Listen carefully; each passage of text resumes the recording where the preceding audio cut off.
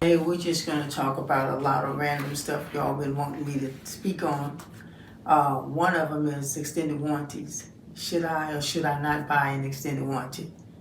Yeah, I think you should. One of the reasons why, because it's an insurance, of course, because you don't know.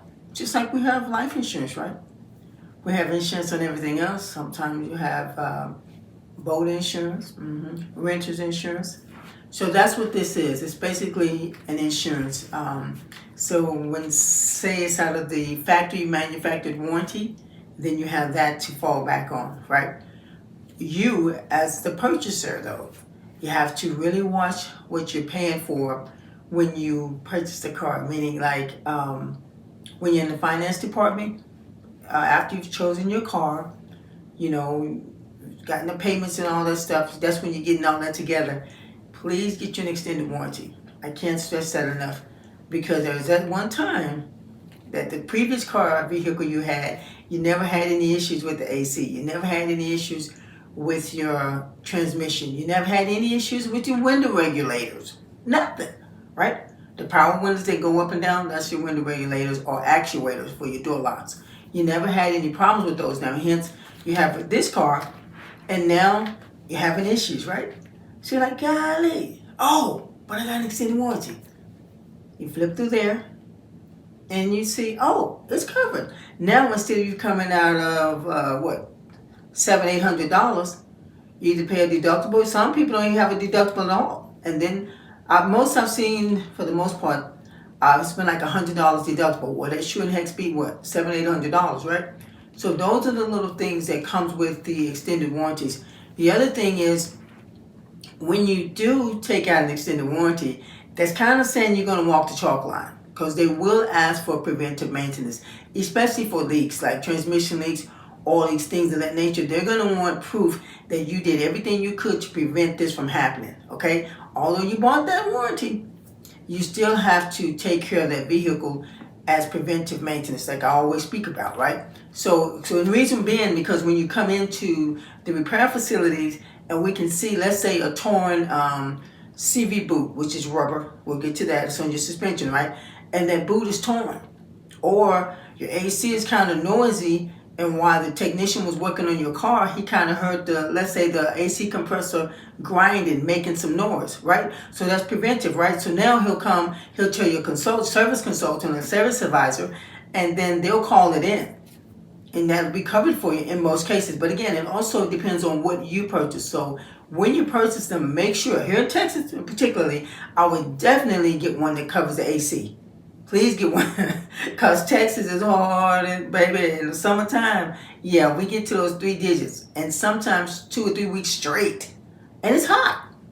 But if you don't have that coverage, yay, you're talking about at least $2,000 and up, just for the AC repair, okay? So those are the things that I would definitely consider. The other one I would definitely consider when you're talking about extended warranty, make sure the transmission is covered. Yes, sir. Yes, ma'am. Make sure the transmission is covered. Your engine parts are covered. A lot of times, I would get the ones that cover the seals because sometimes they'll just want to cover the internal moving parts. Yeah, right.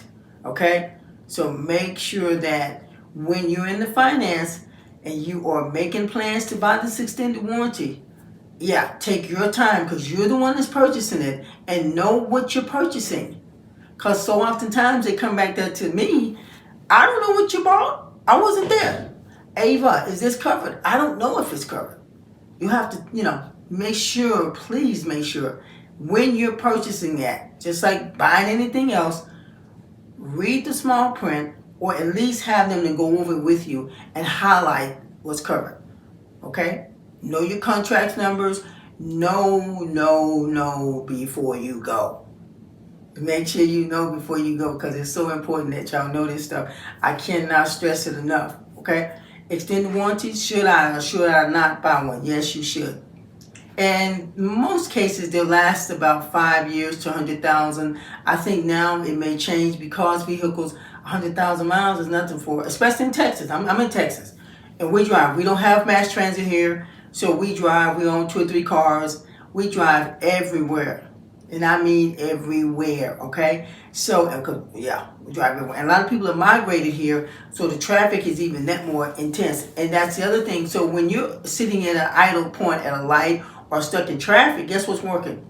The AC is working. It's working hard in these high temperatures, okay? So that's why I stress, please make sure that you can at least get the contract that's going to cover AC repairs. And I mean all of it, from your compressor to your receiver driver, right? All of these things need to be considered in that contract. Make sure they'll add the Freon is included in that.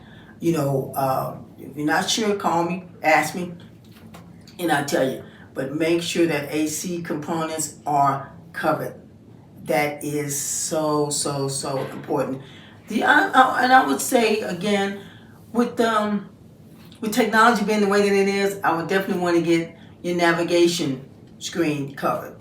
Okay, make sure that's another one, because you need it, right? We use our phones, we use it for navigating, you know. So that is another expensive repair, okay, to consider.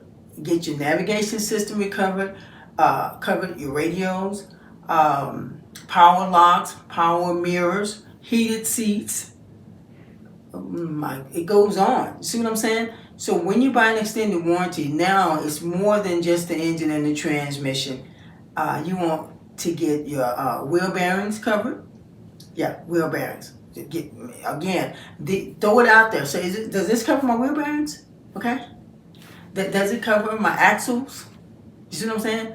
Does it cover my rear end differential? For those of you who drive pickups and what have you, you know, SUVs with rear differential situations going on. All of these gears in the rear differential, that's a maintenance that you would want to do when it's recommended and scheduled maintenance, okay? A lot of cars, if you tow a lot, if you're pulling something with your vehicles, then you would change your rear differential fluids a lot more frequently than someone that doesn't, okay? You definitely want to keep that in mind. So I think it's like every 30, 60,000 miles or so on those rear differentials. But make sure, again, you want to have a record, because documentation beats conversation, right? So we don't have an issue of like, I can't cover that because you didn't do your preventive maintenance. What? No. Well, I've been coming in here, nobody, no. I keep saying it. You have got to know what you have. And what you have is an awesome investment. And in that investment, I'm telling you, at the end of the day, you're going to be happy that you did that. Because at no cost to you, pretty much, if you buy an extended warranty when you need a repair. Like I said, in most cases, the deductible is like $50 to $100. That's great. And sometimes zero. It depends on what you get in your contract. Pay attention to the contract when it comes to your extended warranty, okay? They all are different. They are customized to you as the consumer, okay?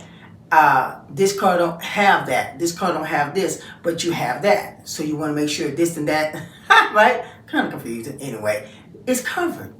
Just make sure it's covered. Just do your basic homework, okay? Just do your basic homework and find out about that car. Love your car. Love it. She loves you, and she's going to be there for you as long as you take care of her. But extended warranties, again, and if at all possible, please, when you purchase that car, buy it then. I'm trying not to say nothing about these ones on the internet that's calling your house. Try and get a reputable company that's freestanding, a building. Doing this stuff on the internet, I'm sorry, I've seen a lot of scams, and this has been going on for years. Seriously. When you purchase an extended warranty, just get it when you get the car. Because most time, that's it. If you don't purchase it then, I think it costs you a lot more to get it later. You can get one, but it's going to cost you more. Then when you just build it into your car note, you know, stuff like that. But it's important to know that if you can buy the extended warranty at that time, I would get it as soon as, you know, when you're closing the deal on the vehicle. That's probably the most efficient way, or most cost-effective, cost-effective way to purchase it is when you buy that car. You still got the contract on the table before you sign it. So we're going to ask them what? Extended warranty company. We're going to make sure that the AC and all its components are covered. We're going to ask that the window regulators and door lock actuators are covered. We're going to ask if the wheel bearings are covered, right? Seals and let me see with the engine. Definitely make sure that seals are covered, leaking seals, okay? Transmission, you know. Let me see what else. It's a lot of stuff on those cars. But those, oh, and the navigation system, making sure that display screen is covered, you know, due to an accident.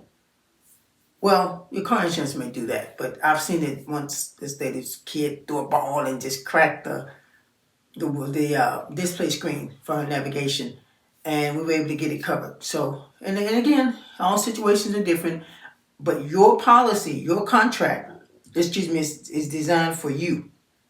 So no two are alike in most cases. I've seen it where people just get powertrain only. I'll look it up. And the other good one to get, is road hazard. Oh my God, I'm sorry.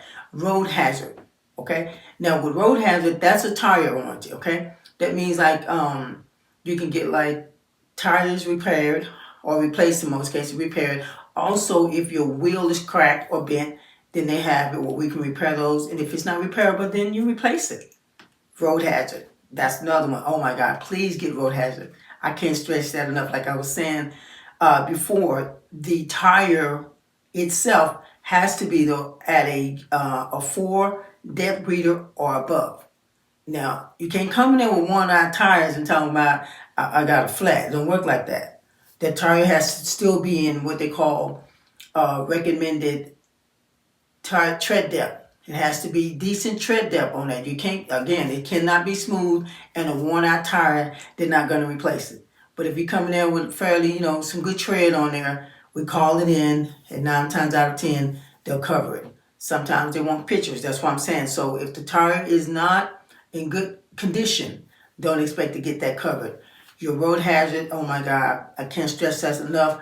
Also, there's another one called gap insurance. Make sure you get gap insurance, and that's the gap between, you know, if the car is totaled out and the amount due on that car, the insurance pay it off, but what the car is worth, then let's say the car is worth $12,000 and the insurance pay $9,000, well, there's a $3,000 gap, right?